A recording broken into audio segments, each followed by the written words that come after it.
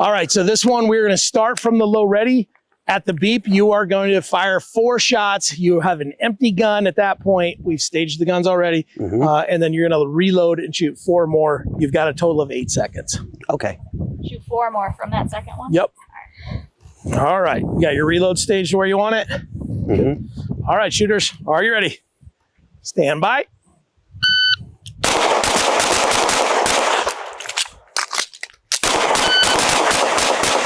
Oh, I was over? Or Yeah, the par? Yeah, you were over. Oh, no, that was the par. That was the par. This is my bad.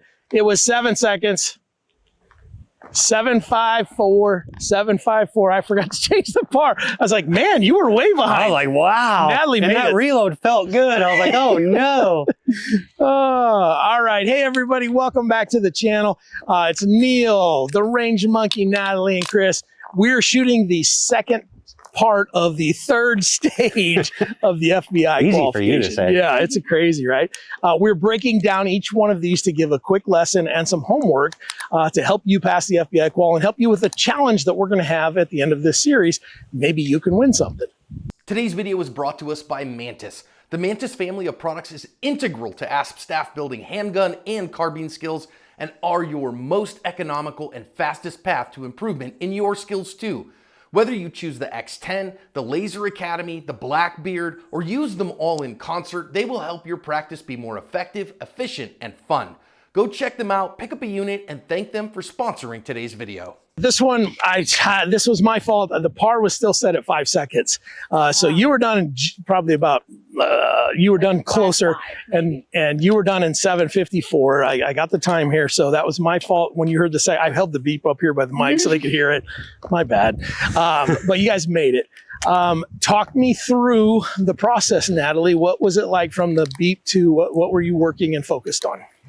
You know, the first few videos that we've done, you know, it was from the draw and then from the ready and then back from the draw. So then, yeah, at the last second, realizing that this is from the low ready, I was like, oh, shoot, okay. And I didn't have as much time to overthink it. Yeah. And so I didn't overcorrect at all. I was right on target. I was able to take those first 4 shots. And then, you know, I had been a little bit worried about the reload just because, you know, I don't carry with a reload ever. Right. So, Yep. but I practiced with it a little bit. I just was, you know, a little bit worried about it. And then it went as smooth as it possibly could. And I had all the time in the world to do the other 4 shots. Yeah. Her reload was great. She was crushing you on that reload. From a pocket reload too. Yeah, with a pocket, without everything. Chris, talk us through your process. So for me, what was curious for me is I was particularly slow on the draw on that one. So it just felt off from the beginning. So this will happen to other shooters too. When something doesn't go right in the beginning, I feel like I'm chasing. So as I'm chasing through the rest of those shots, knowing I'm coming up on a reload, now I'm concerned. Yeah. So that's where, like, when that par that wasn't, I was like, oh no. But, and I was like, wow, it was a clean reload. Yeah. But that's an interesting thing. Understanding and keeping your wits about you when something doesn't go how you want. Yep. You still, I think it's 754 out of 8. So even with a flub and not feeling good about it, we're still there's enough time to do this. Yeah. And there's enough time to reload from a pocket. Now you got to restate, you got to stage ready and all that. Yeah. And these are things that you can work on in dry fire as well. So and another really quick lesson that we can touch on is that if you go over time, like I led you to believe you did, you stayed with it and then made sure you got your hits, because then you don't get double tapped on the scorecard for a miss and overtime. And luckily that was just me being a knucklehead, because that's who I am, right? Sometimes you had one job. One job. Well, two, I had to push the button too. It's a lot of cognitive load for me too. Well, let's shoot it again one more time. Okay. Thinking about our process, I got the part-time set correctly this time. Nice. I'm good like that, so I know how to run a timer. I can teach you how to run a timer. But let's do her again, and then we'll talk lessons and homework, okay? All right. All right, shooters, are you ready? Stand by.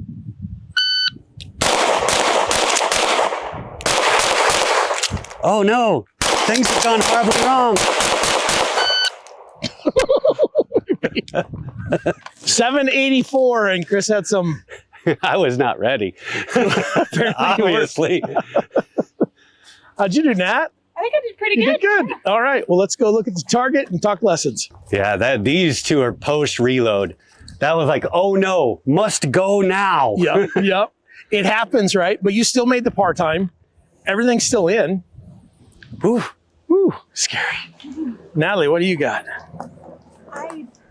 I think maybe this one. I think I'm going to mark all these before we get to the next drill. Yeah, step in just a little bit here. So, okay, so now let's remember the Q target goes clear to here. So so even in the Charlie, what we call a Charlie here, those are still acceptable hits. Now we're aiming for the A zone and we wanted one big ragged hole here. However, now we're adding so much and we've added a reload. We've added something that we don't do probably as much work as we should on. I don't. I'm pretty sure you don't. I know Chris works reloads like crazy because he just did a world-class reload just to stay in it. But if you don't have a world-class reload, you don't have to throw this one away and you can stay there. Now, one key is make sure your gun's loaded. And Yeah, so starting with an empty gun does not help your chances for success. I will absolutely tell you that. Yeah, and I don't know if the FBI does mulligans. We typically do mulligans, and I was like, well, I guess Chris is getting a mulligan, but then he just came back and got him anyway. So not the end of the world, and this is not a horrible shot. I don't hate any of these shots, Natalie. You're still passing this qual. You've only literally thrown the one for the whole thing. And frankly, you guys have shot every stage twice, and you still have... You know, so essentially you're passing this twice at this point. You're still at a very high passing rate. Wheels really got to fall off pretty bad for things to go south now, but that's something to consider. So let's talk about let's talk about some lessons and some homework.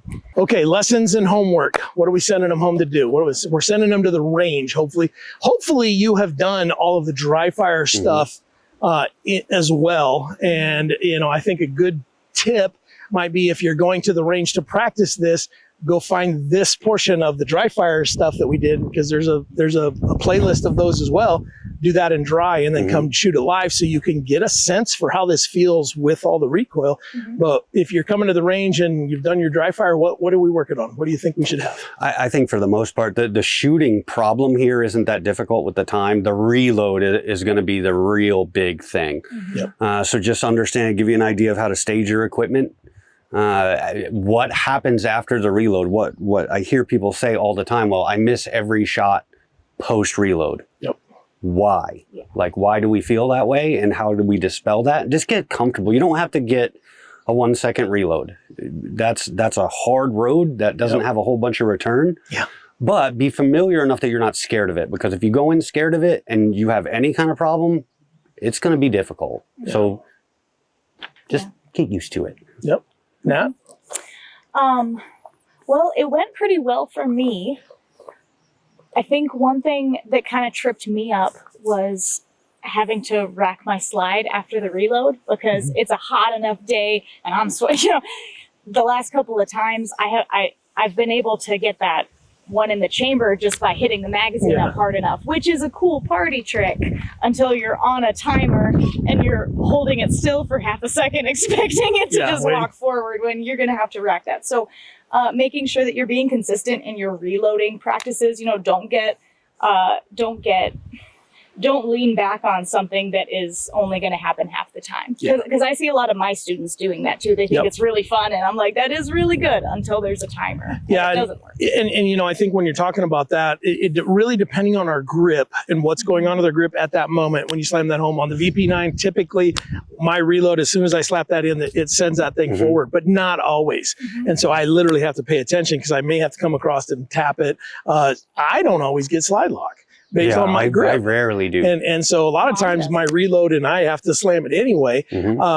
But the thing that you said earlier, Chris, about, you know, a lot of people say the first shot after my reload I miss.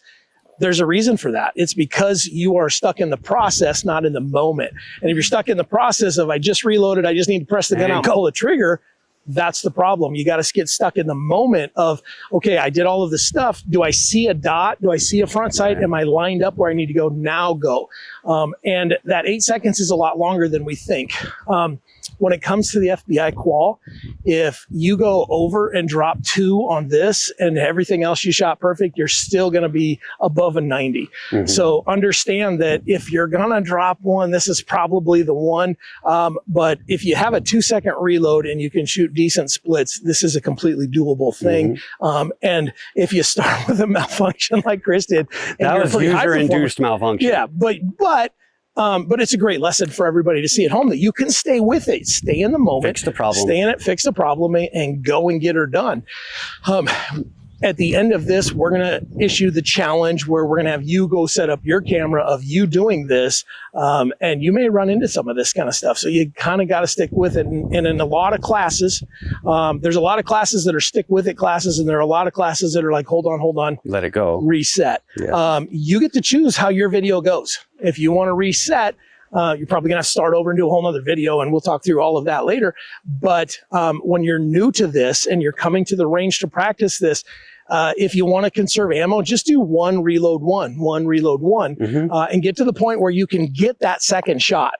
To where once you've hit both pretty consistently 5, 6, 7 times, now do 2 reload 2, and make sure that you're getting all your hits. Then do 3 reload 3. Bring your timer that hopefully you've got some sort of timer, and understand where you're at with that and how long does it take you to shoot 4, reload and shoot 4 and get acceptable hits in that Q size target.